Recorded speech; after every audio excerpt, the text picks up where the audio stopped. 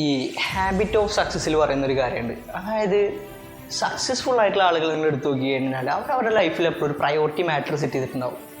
അവരുടെ ലൈഫിലും നമ്മുടെ ലൈഫിലും ഒക്കെ ഒരുപാട് പ്രശ്നങ്ങളും പ്രയാസങ്ങളും അല്ലെങ്കിൽ ഒരുപാട് ഉത്തരവാദിത്തങ്ങളും ഒരുപാട് കടമ്പകളും ഒക്കെ ഉണ്ടായിരിക്കാം. പക്ഷെ അവരെന്ത് ചെയ്തിട്ടുണ്ടാവും, അവരവരുടെ ലൈഫിൽ ഒരു പ്രയോറിറ്റി ഏരിയ അല്ലെങ്കിൽ ഒരു പ്രയോറിറ്റി മാറ്റർ സെറ്റ് ചെയ്തിട്ടുണ്ടാവും.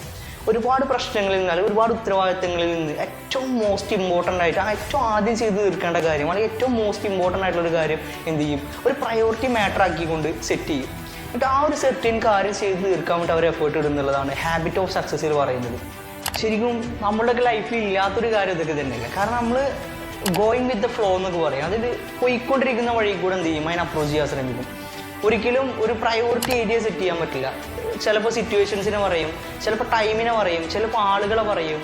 അങ്ങനെ ഒരുപാട് കാര്യങ്ങളിൽ നമ്മൾ എക്സ്ക്യൂസ് കണ്ടെത്താൻ ശ്രമിക്കും. ഒരിക്കലും ഒരു പ്രയോറിറ്റി മാറ്റർ സെറ്റ് ചെയ്യാൻ നമുക്ക് പലപ്പോഴും പറ്റാറില്ല.